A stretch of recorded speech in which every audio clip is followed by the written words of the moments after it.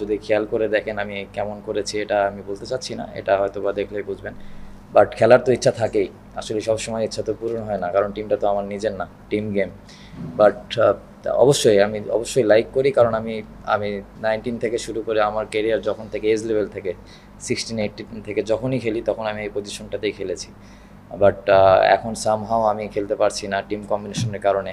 হয়তো বা তারা টিম অফিসিয়াল বা যারা ম্যানেজমেন্ট আছে তারা হয়তো বেটার অপশন মনে করেছে, আমি জানি না। বাট মানে অ্যাজ এ প্রফেশনাল প্লেয়ার হিসেবে আমাকে যদি বলে তুমি 7, 8, 9 ব্যাটিং করবো, কারণ আমার ন্যাশনাল টিমে 7 পর্যন্ত খেলার এক্সপিরিয়েন্স আছে শুধু ওপেন ছাড়া। তো আশা করি যে কোনো না কোনো একদিন ওপেনও ব্যাটিং করবো।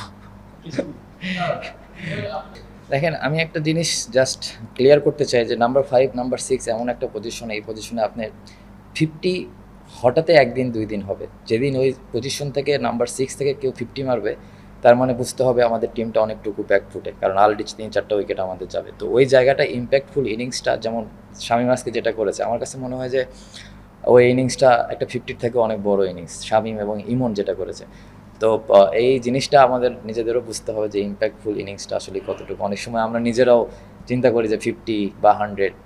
তো আমার কাছে মনে হয় যে টি-20 ফরম্যাটে 10 রানও ইম্প্যাক্টফুল ইনিংস হতে পারে, যেটা আজকে শামীম আর ইমন দুজন মিলে করেছে। ম্যাচটা জেতানোর জন্য আরও ইজি হয়ে গেছে। পদ্মা সেতু, মেট্রো রেল এবং এলিভেটেড এক্সপ্রেসওয়ে নির্মাণের গর্বিত অংশীদার বসুন্ধরা সিমেন্ট। দেখেন, মিডল অর্ডারের খেলাটা এমন একটা পজিশনে, এই জায়গায় আপনাকে মারতেও হবে এবং খেলাটা বানানো লাগবে। তো আমার কাছে যেটা মনে হয়েছে যে ইমন যে সময়টা অ্যাটাক করেছে, ওই আমার জন্য আরও ইজি করে দিয়েছে জিনিসটা। আমি জাস্ট আমার কাছে মনে হয়েছে যে খেলাটা অনেক হাতে এসেছে, তখন আমার কাছে মনে হয়েছে যে এখন এতটা রিস্ক না নিলেও হবে, যেহেতু খেলাটা আমাদের হাতে চলে এসেছে। তো অবশ্যই ইমন পাটোয়ারি দুজনকে ক্রেডিট দিতে হয়, ওরা অনেক ভালো ফিনিশ করেছে। আমি আমি তো অনেক এনজয় করি ওর ব্যাটিং, সত্য কথা বলতে, কারণ এমন এমন শটস ওই খেলে যেটা আমাদের কম ব্যাটসম্যানই আছে যে ওই রকম শটস খেলতে পারে। তো নাম্বার 6 এরকম পজিশনে এরকম প্লেয়ারই দরকার, যে আপনার সব দিকেই যে কোনো সময় মেরে দিতে পারবে। বলাররাও অনেক চাপে থাকে এরকম শটস খেলে, যেমন যে 6টায় মেরেছে আপনি যদি খেয়াল করে দেখেন, এরকম 6 আমরা খুব কমই মারতে পারি। তো অবশ্যই দোয়া করি যেন কনসিস্টেন্ট আরও ভালো কিছু হয় ইনশাল্লাহ। না, কথায় আছে না যে attack is the best defence. তো ইন্টারন্যাশনাল ক্রিকেটে আপনি যদি বেশি মানে বুক ডাউন থাকেন, আসলে হয় না। তো ইমন যেটা করেছে, ওই খুব রাইট চুজটা করেছে এবং খুব ক্লিয়ার মাইন্ড ছিল, এবং আমিও দু একটা ইনফরমেশন ওকে দিয়েছি যে এদিক দিয়ে ট্রাই করলে ভালো হয়। তো সব কিছু শেষে ওর এক্সিকিউশনটা অনেক ভালো ছিল।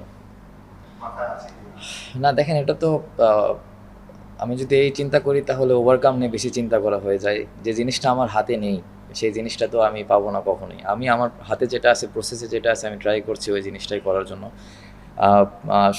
সব শেষে আমার কাছে যেটা মনে হয় সব কিছু রিজেকের ওপরে।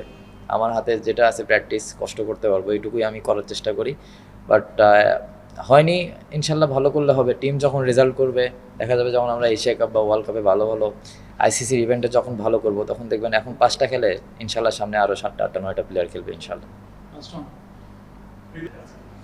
মাইন্ডসেট না করতে পারলেও মাইন্ডসেট থাকে করার জন্য, আর করতে পারলে তো থাকেই। তো সবসময় মাইন্ডসেট থাকে জেতানোর জন্য, বাট কোনো দিন হয় কোনো দিন হয় না, এটাই গেম। তারপরেও যেটা আগেও বললাম, ওই পজিশনে ওরা অনেক দিন হলো খেলছে। তো আমরা যত ডে বাই ডে আগের থেকেও অনেক ভালো হচ্ছে, আশা করব যে সামনের দিকে ইনশাল্লাহ আরও ভালো হবে। আমি সবাইকেই ক্রেডিট দিতে চাই, কারণ সবাই ভালো বল করেছে। রিপন স্পেশালি ওই ডেবু ম্যাচ, ওই লাস্ট ওভারটা ওই অনেক ভালো বল করেছে, কন্ট্রোল ছিল ওর বলিংয়ে। আমি ওভারঅল সব বলারকেই ক্রেডিট দিতে চাই, কারণ সবাই অনেক ক্লিয়ার মাইন্ড ছিল।